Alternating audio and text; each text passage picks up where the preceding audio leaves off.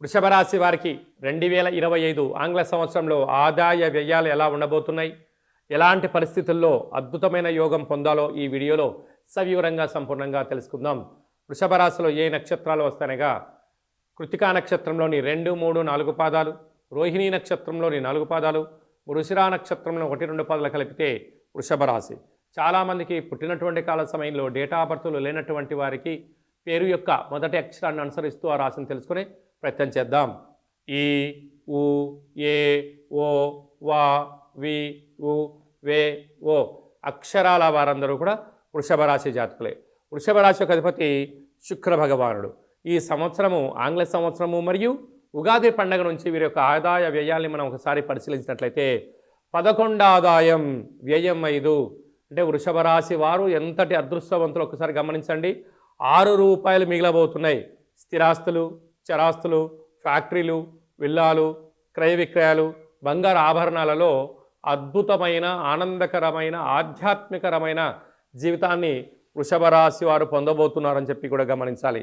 అదే కాకుండా ఈ రోహిణీ నక్షత్ర జాతకులకు ఈ ఆగస్టు నుండి 2026 ఉగాది పండగ వరకు అనుకూలంగా లేని కాలము కనుక సకాలంలో తిండి, సకాలంలో నిద్ర, సకాలంలో తగు వ్యాయామం అవసరం అని చెప్పి గుర్తుపెట్టుకోగలగాలి.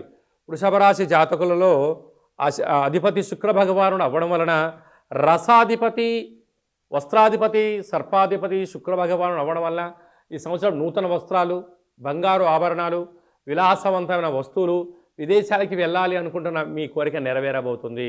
అలాగనే రాశిలోనే ఉండబడిన దేవగురు బృహస్పతి మేలో విశేషమైనటువంటి మిథున రాశిలోకి సంచారము చేయడం వలన, సరస్వతి నది పుష్కరాల సందర్భంగా అవడం వలన అక్కడి నుండి వీళ్ళని ఆపే శక్తి ఎవరికి లేదు అని చెప్పి కూడా బాగా గమనించగలగాలి.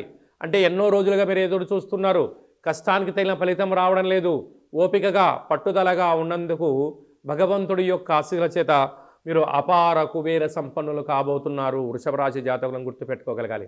అదే కాకుండా ఈ వీడియో మీరు చూస్తున్నారు అన్నట్లయితేనే అష్ట కష్టాలకు స్వస్తి పలకబోతున్నారు, అష్ట ఐశ్వర్యం స్వాగతం పలకబోతున్నారు. ఎందుకనగా కాలాన్ని శాసింపజేసే శక్తి కాళభైరవుడికి ఉంటుంది కనుక కాళభైరవ స్వామి స్మరణ, కాళభైరవ స్వామి ధ్యానము, కాళభైరవ స్వామి యొక్క కూష్మాండ దీపాన్ని ఇంట్లో పెట్టుకుంటారు కనుక ఈ క్షణం నుంచి కష్టాలన్నీ తొలగిపోయి ఐశ్వర్యానికి స్వాగతం పలకబోతున్నారు. కలియుగ కాలంలో కలిని, నరదృష్టిని, శత్రుదోషాలను తొలగించుకునే ఏకైక శక్తి కాళభైరవుడికి ఉంటుంది కనుక ఈ సంవత్సర ప్రారంభం కాల సమయం నుంచి ప్రతి నెలలో అనగా ఆదివారమైనా లేక బుధవారమైనా శనివారమైనా ఒక ఎర్రటి గుమ్మడికాయను సగ భాగాన్ని కట్ చేసి కూష్మాండ దీపము అంటారు, అలా దీపాన్ని పెట్టుకొని పూజ చేసిన తదనంతరము కాళభైరవ స్వామి స్మరణ చేసిన తర్వాత బ్రాహ్మణుడికి దానం ఇవ్వడం కానీ, సాకల వాళ్ళకు దానం ఇవ్వడం కానీ, ప్రవహించే నీటిలో వేయడం కానీ, తెల్లజిల్లడి వృక్షంలో పెట్టినట్లయితే కష్టాలన్నీ తొలగిపోయి ఐశ్వర్యానికి, ఆనందానికి, మీకు విజయ పతాకానికి వృషభ రాశి వారికి తిరిగి ఉండదు అని చెప్పి గమనించాలి.